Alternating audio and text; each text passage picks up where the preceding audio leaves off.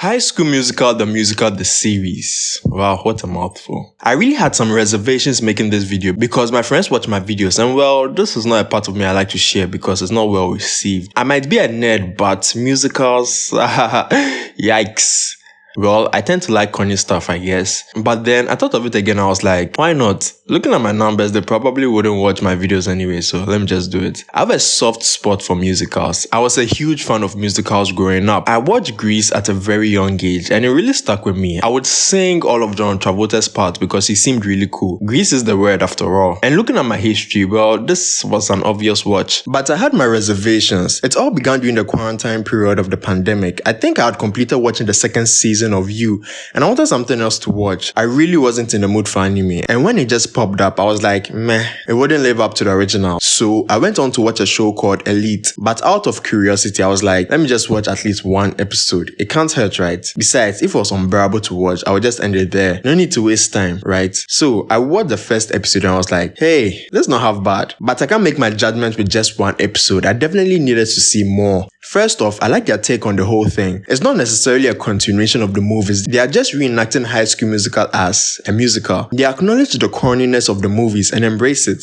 The show is a sort of mockumentary following a group of theater kids trying to recreate the High School Musical show. Well, for a show like this to work, they have to get one thing right: the characters.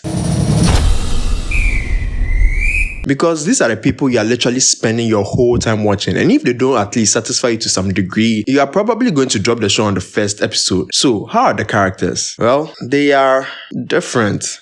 And that's a good thing, because you can't just have the same kind of characters from the previous show, or the show would be repetitive and boring.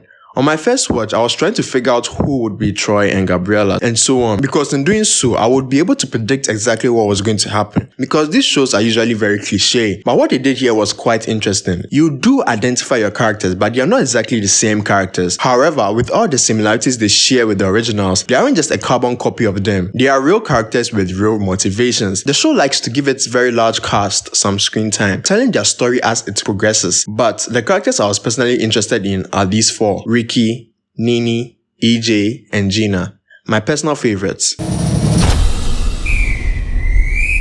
Ricky is supposed to be Troy, but he's not. He's Ricky, the skinny skater outcast.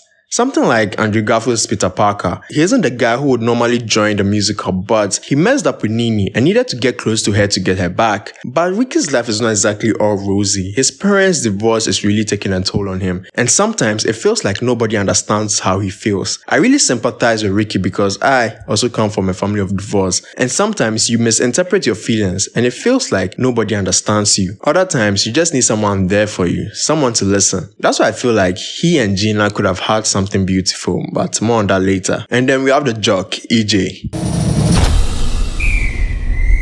who has all the traits of Troy, but is kind of a dick. However, he's also supposed to be charged in the play, but isn't. You get my point. EJ has more of Troy's attributes realistically. He plays sports, basketball, I think. He comes from a rich family. He is popular at school. Heck, he's very good looking. Have you seen his eyes, bruv? And because of that, he does take certain actions he comes to regret later in the future. He is not a bad guy, he's just a spoiled brat. Quite lovable actually. But sometimes the pressure to be this perfect guy weighs on him, which makes him also put pressure on his relationships. He tries so hard to be the best, get the best grades, get the best girls, get the best roles, and it frustrates him when he doesn't. Nini was technically supposed to be Gabriella. She was a cute girl who was going out with a basketball player, and she had a black friend, not that that matters anyways. But her character is more nuanced than that. All of them had more depth to their character. Her development in the 2 seasons of the show I've watched so far was about her finding herself, who she is, without the boy she has been in a relationship with, not being put in a box, but having the courage to be her true self and shine, to become the person she is meant to be. Kinda empowering if you think about it.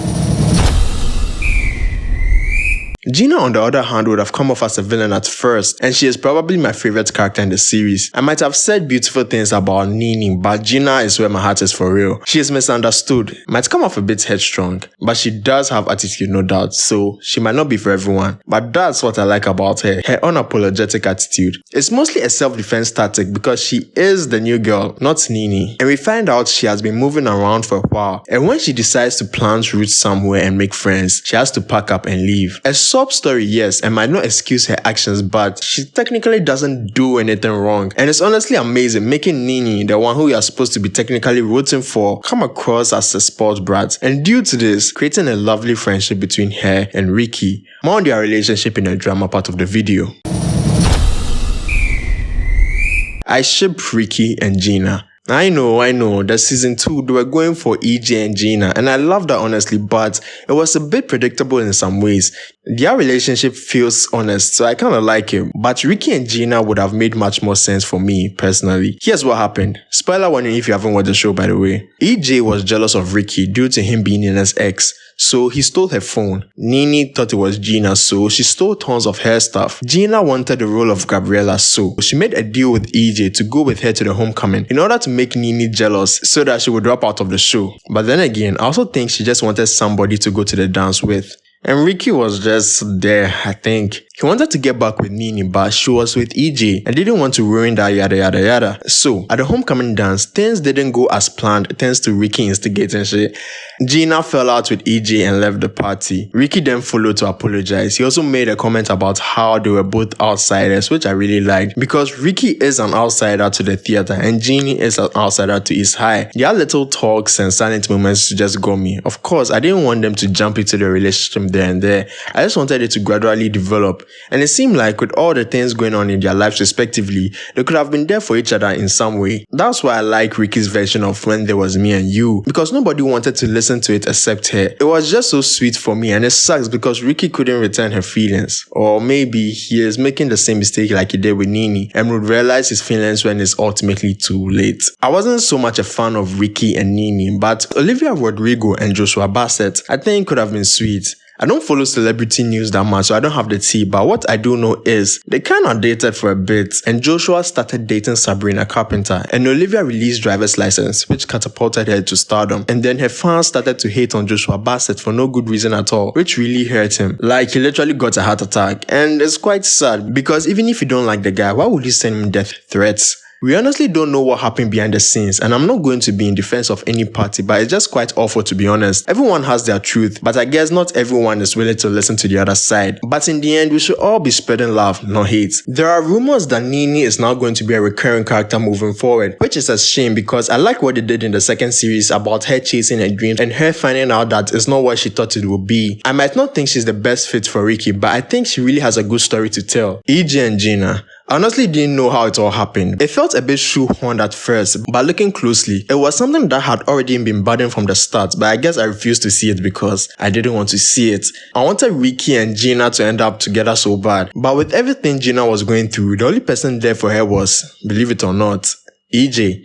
Ricky was still in love with Nini and they were doing this long distance relationship thing, so the thing he had going with Gina kinda sucked, which kinda sucked, but I can't complain. EJ and Gina felt kinda genuine to say the least. He was kind and she needed kind. Gina let down her walls for Ricky, but then it was always about Nini, and never about her. The way they broke things off was heart-wrenching for me to watch. I like Ricky, but I was being really insensitive to Gina's feelings, and it sucks because I thought there could have been something cool. They actually revealed the scene in the first season where she poured out her feelings for him, telling him how she felt before she left, and all I could do behind the screen was to shout out, "Grab her, damn it, hug her, anything, do you just say anything?" But EJ was there. He saw her. He appreciated her. Heck, he had the means to be there for her. And it all happened like he wasn't even trying. Like he was just being the best version of himself. I guess he caught feelings along the way, I don't know. He and Nini are cool as friends and they can confide in each other, which is great. But he and Gina's budding friendship to maybe a relationship was greater. There was also this thing Gina had with Asha Angel's character. I think his name was Jack, I don't know. Apparently it seemed to be like a one-time thing. And it really seemed like the evil blonde girl from the other school actually likes Ricky, so we will see where they take us in the next season. The music in this show, well, the music is honestly great. It's mostly an overhaul from the music from the previous show, but they do have tons of new stuff in there, and those are the ones you actually fall in love with. My favorite songs from the 2 seasons, or the ones I would personally recommend to you, are When There Was Me and You, Ricky's acoustic version, All I Want, I Think I Kinda You Know, The Perfect Gift, The Best Part, Even When, that's my personal favorite, Even When, The Best Part, Duet, The Rose Song, If I Can't Love Her, Let You Go, And lastly, Second Chance. This one is really special to me because it has the 4 characters I'm mostly interested in, and the video is pretty awesome. The show so far is kinda entertaining, and I would recommend it to you if you wanted to give it a try but were on the fence, or if you have never heard of it but didn't think it was worth the watch. But if you clicked this video, you probably had a fair idea of the show and low-key wanted me to sell you on the show or keep you further away from it.